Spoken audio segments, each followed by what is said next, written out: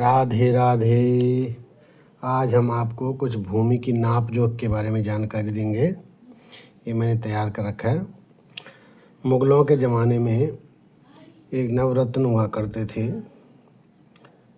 जिन्हें टोडरमल कहते थे। उन्होंने ही शुरू में भूमि की पैमाइश संबंधी कुछ जिसको कह सकते हैं औचित्यपूर्ण पैमाइश की थी। पैमाइश में नाप जोख।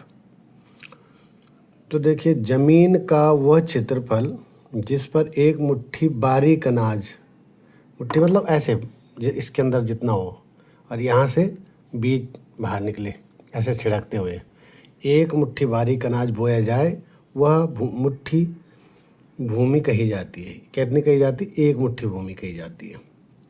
जिस भूमि पे एक मुट्ठी बीज छिड़का जा सकता है उसे एक मुट्ठी भूमि कहते हैं।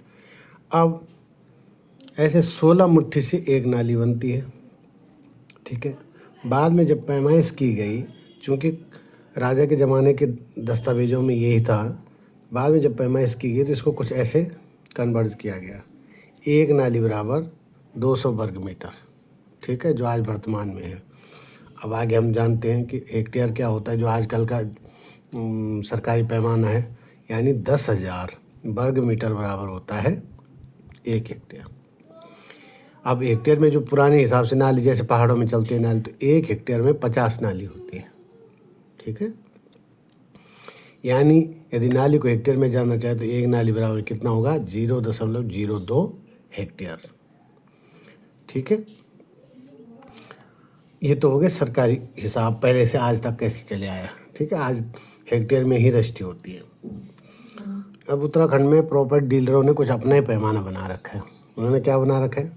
45 वर्ग गज का वो एक बिस्वा मानते हैं, ठीक है, ठीक है।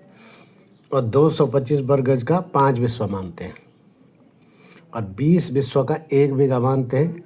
इससे यदि आप गणना करेंगे तो इसका मतलब है 1 बीघा में 900 वर्ग गज होता है। ये आज के प्रॉपर्टी डीलर मानते हैं।